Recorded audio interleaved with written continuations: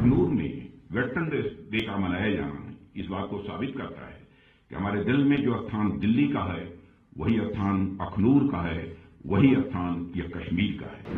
मान, सम्मान, स्वाभिमान हर मनुष्य के हृदय की यह बलवती भावना होती है। व्यक्तिगत सम्मान, मान यह होता है, स्वाभिमान होता है। पाकिस्तान को इनको खत्म करना ही होगा, नहीं तो डाट डाट डाट। इसी अखनूर में 1965 में बेहद अहम लड़ाई लड़ी गई थी। पाकिस्तान की फौज ने ऑपरेशन ग्रैंड स्लैम के नाम से जो नापाक कोशिश इस अखनूर में की थी। अखनूर में वेटरन डे का मनाया जाना इस बात को साबित करता है कि हमारे दिल में जो स्थान दिल्ली का है वही स्थान अखनूर का है, वही स्थान यह कश्मीर का है।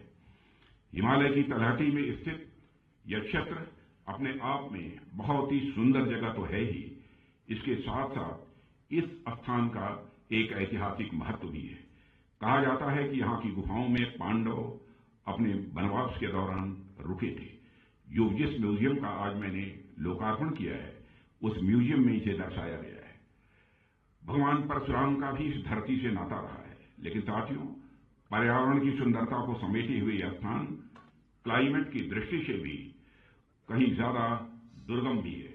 भारत के अलग अलग क्षेत्र से लोग इस स्थान पर आते हैं, यहाँ की प्रकृति का वह आनंद उठाते हैं।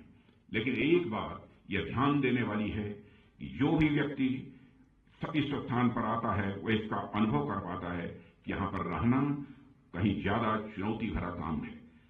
लोग तो कुछ दिनों के लिए आते हैं, घूमकर चले जाते हैं, लेकिन आप सब ऐसी जलवायु में भी, ऐसे माहौल में भी तमाम चुनौतियों के बावजूद एकदम मजबूत मुस्तैद होकर हमारी सीमाओं की सुरक्षा करते हैं। मैं समझता हूं ये अपने आप में बहुत बड़ी बात है। यहां पर हमारे सारे वेटरन्स मौजूद हैं। बहुत बड़ी संख्या में हमारे सेना के जवान भारत की सीमाओं की रक्षा करने के लिए और आतंकवाद को शिकस्त देने के लिए अपना बलिदान भी देते हैं। मैं कभी यदि विचार करता हूं कि क्या कारण है, कौन सी वह भावना है कि हमारे सेना के जवानों को देश की सीमाओं की सुरक्षा के लिए अथवा इस आतंकवाद से मुक्ति दिलाने के लिए अपना सर्वस्व न्यौछावर करने की प्रेरणा देती है, तो स्वाभाविक रूप से मैं इस नतीजे पर पहुंचता हूं, मान, सम्मान, स्वाभिमान हर मनुष्य के हृदय की यह बलवती भावना होती है। व्यक्तिगत सम्मान, मान यह होता है, स्वाभिमान होता है। परिवार का और समाज का जिसमें हम पैदा हुए हैं उसका भी मान, सम्मान, स्वाभिमान होता है। जिस देश के हम नागरिक हैं उसका भी एक मान, सम्मान, स्वाभिमान होता है। मान, सम्मान, स्वाभिमान को लेकर ही शायद यह भावना लोगों के अंदर पैदा होती होगी। हम अपना प्राण न्यौछावर कर देंगे लेकिन अपने देश की सीमाओं की सुरक्षा करके ही रहेंगे, यह संकल्प उनके मन के अंदर पैदा होता है। जिस समय हमको आजादी हासिल नहीं हुई थी उस समय चंद्रशेखर आजाद, सरदार भगत सिंह, अशफाकुल्ला जैसे जवानों ने हंसते हंसते भारत माता की पैरों में पड़ी बेड़ियों को काटने के लिए अपना सर्वस्व बलिदान कर दिया। कौन सी वह प्रेरणा थी जिसने उन्हें अपना सर्वस्व बलिदान करने की भावना उनके अंदर यह पैदा की? वह प्रेरणा थी मान, सम्मान और स्वाभिमान की, देश के मान, सम्मान और स्वाभिमान की भावना, जिसके लिए उन्होंने अपना सर्वस्व न्यौछावर किया। 1965 में भारत पाकिस्तान युद्ध हुआ था और उसके 60 वर्ष पूरे हो गए। यह डायमंड जुबली ईयर है, हीरक जयंती वर्ष है। इसी अखनूर में 1965 में बेहद अहम लड़ाई लड़ी गई थी। पाकिस्तान की फौज ने ऑपरेशन ग्रैंड स्लैम के नाम से जो नापाक कोशिश इस अखनूर में की थी उसे भारतीय सेना ने न केवल विफल किया बल्कि एक नया मोर्चा खोलकर और आगे बढ़कर लाहौर तक पहुंचने में भी काफी कामयाबी हासिल की थी। 1965 के युद्ध में जंग के मैदान में मिली जीत भारतीय सेनाओं के शौर्य, पराक्रम और यह बलिदान का परिणाम था। आप इतिहास उठाकर देखिए, भारत से हुई हर जंग में पाकिस्तान हारा है, चाहे 1948 में हुआ कबायली हमला हो या 1965 का युद्ध हो या 1971 का युद्ध हो या फिर 1999 का कारगिल युद्ध हो। हर लड़ाई में पाकिस्तान को हार का मुंह देखना पड़ा है। अवैध घुसपैठ और आतंकवाद को हवा देने का काम 1965 के जमाने से लगातार हमारा पड़ोसी देश करता चला आ रहा है। उसकी यही उम्मीद रही है कि जम्मू और कश्मीर में जो हमारे मुस्लिम आबादी के लोग हैं वह पाक फौज के साथ खड़े होंगे, लेकिन उनकी मुराद न पूरी हुई है और न कभी भी वह पूरी होने पाएगी, यह मैं पूरे विश्वास के साथ कह सकता हूं। क्योंकि आपने देखा होगा न तो 1965 में यहां के लोगों ने पाकिस्तान का साथ दिया, न ही आतंकवाद के इस दौर में साथ दिया, बल्कि आतंकवाद से लड़ते लड़ते हमारे कई मुस्लिम भाइयों ने भी अपनी शहादत दी है। मोहम्मद उस्मान को भी मैं नहीं भूल सकता। पहले ऐसे मुस्लिम व सैनिक थे जिन्होंने देश की सीमाओं की सुरक्षा के लिए अपना बलिदान दिया था।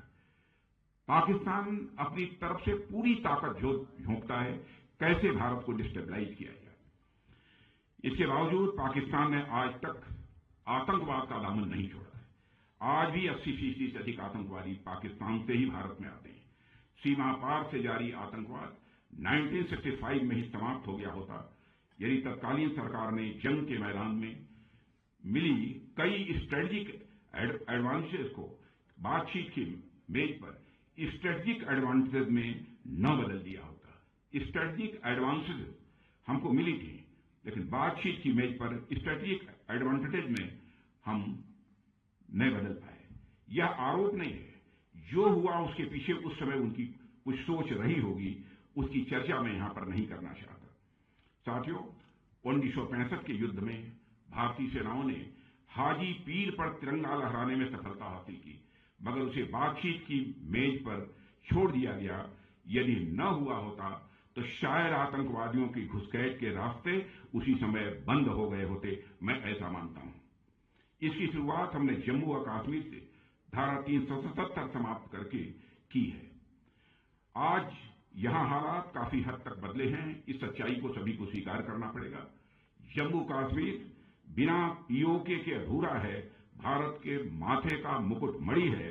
वैसे भी पीओके पाकिस्तान के लिए एक फॉरेन टेरिटरी से अधिक कुछ नहीं है। पीओके में रह रही अवाम को एक डिग्निफाइड लाइफ से महरूम रखा जा रहा है। उन्हें मजहब के नाम पर हिंदुस्तान के खिलाफ बरगलाने और उकसाने की कोशिश पाकिस्तान के हुक्मरानों द्वारा यह बराबर की जा रही है। हाल ही में पीओके के इल्लीगल वजीर आजम अनवारुल हक ने हिंदुस्तान के खिलाफ जो जहर उगला है वह पाकिस्तान की ही साजिश का हिस्सा है। पीओके के वजीर आजम अनवारुल हक जो आज कह रहे हैं वही भारत विरोधी एजेंडा पाकिस्तान के हुक्मरानों ने जनरल जियाउल हक के जमाने से चलाया हुआ है। पीओके की जमीन का इस्तेमाल आतंकवाद का खतरनाक कारोबार चलाने में किया जा रहा है। यह बात आज मैं खुलकर कहना चाहता हूं। वहां आज भी आतंकवादियों के लिए ट्रेनिंग कैंप चलाए जा रहे हैं। सीमा से सटे हुए इलाकों में लॉन्च पैड बने हुए हैं, इसकी पक्की जानकारी है। भारत सरकार को सब पता चल रहा है। पाकिस्तान को इनको खत्म करना ही होगा, नहीं तो ...